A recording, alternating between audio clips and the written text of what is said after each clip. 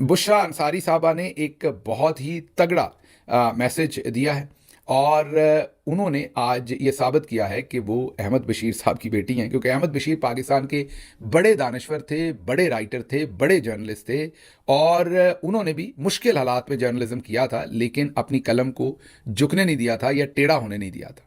आज बुशरा अंसारी साहबा में उनकी बेटी होने का वो रंग नज़र आया है अहमद बशीर साहब की। अहमद बशीर साहब की बहुत सारी किताबें हैं, अगर आपको मौका मिले तो ज़रूर पढ़िए, या उनके बारे में वैसे आपको जानने को मौका मिले तो अच्छी पर्सनैलिटी थे, उनका अच्छा काम था, ज़रूर उनको देखिएगा। बुशरा अंसारी साहबा ने आज नाम लिए बगैर फील्ड मार्शल साहब को एक तगड़ा पैगाम दिया है।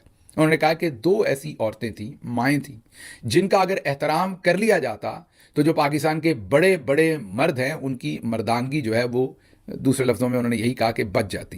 उन्होंने कहा कि आपकी मर्दानगी देख ली, आप दो औरतों से डर गए। उन्होंने क्या कहा, सुनिए।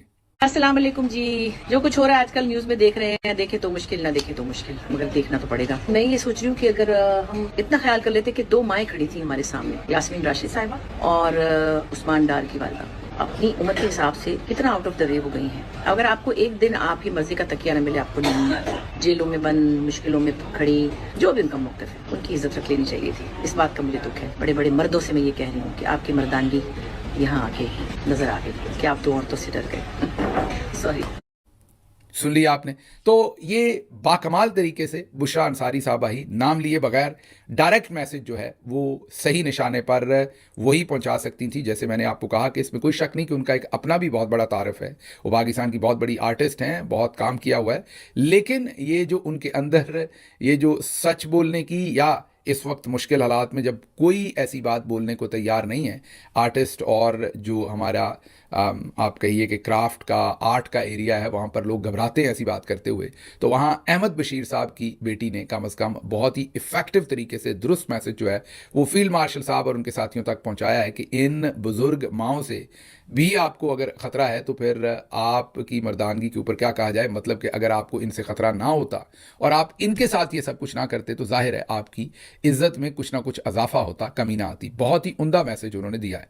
इसके साथ ही जो मौलाना तारिक जमील हैं, उन्होंने भी जाहिर है नाम लिए बगैर, नाम लेंगे तो फिर चुके जाएंगे बेचारे, नाम लिए बगैर उन्होंने भी बहुत ही इफ़ेक्टिव मैसेज सही जगह पर पहुंचा दिया है। उन्होंने कहा कि इस वक्त मुल्क में अदालतें बिक चुकी हैं, इंसाफ बिक चुका है।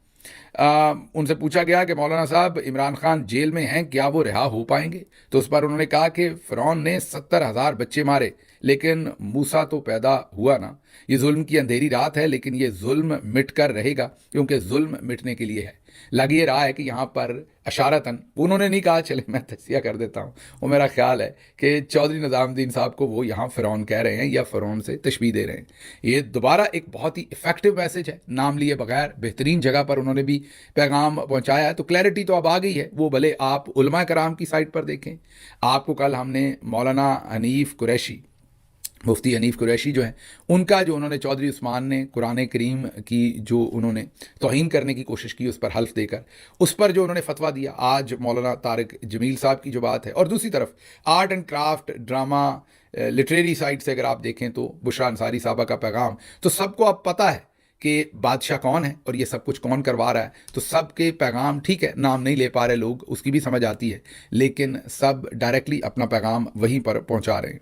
अच्छा जी, अगली खबर आपके सामने रखते हैं और वो ये कि मोहम्मद मालिक साहब ने खबर दी है, और ख़बर ये है कि इस बार शहबाज शरीफ चीनी की एक्सपोर्ट के ख़िलाफ़ थे। मतलब उनको पता था कि अगर चीनी एक्सपोर्ट की तो मुल्क के अंदर चीनी कम है और ये एक स्कैंडल बनेगा, तो उसके ख़िलाफ़ थे। लेकिन फिर ख़ानदान की एक मुलाकात हुई, उन्हें लाहौर बुलाया गया, ख़ानदान की एक मुलाकात हुई और उसमें उन्हें सख्ती से कहा गया कि ये काम हर सूरत करना है, और फिर ये काम किया गया। और उसके बाद अब आपके सामने है कि वो चीनी जो इमरान खान की हुकूमत में 60, 65, 70 रुपए पर मैक्सिमम जाती थी, आज वो 205 रुपए फ़ी किलो बिक रही है। और अब ये एक्सपोर्ट तो हो गई, अब इंपोर्ट हो रही है, जिसकी कल ही इजाज़त दी है इसहाक डार साहब ने। 5 लाख मैट्रिक टन इंपोर्ट होगी। इंपोर्ट होने के बाद इस चीनी के 245 रुपए फ़ी किलो जाने पर खदशात हैं। तो स्कैंडल भी बन गया, करप्शन भी होगी। अब हमने जब इसका अपने आज़ाद ज़राए से, मोहम्मद मालिक साहब की ये खबर थी, उस पर हमने काम करते हुए अपने ज़राए से जब मालूम किया, तो हमें यह पता चला कि ये खबर अब मार्केट में शहबाज शरीफ और उनके बेटे खुद दे रहे हैं।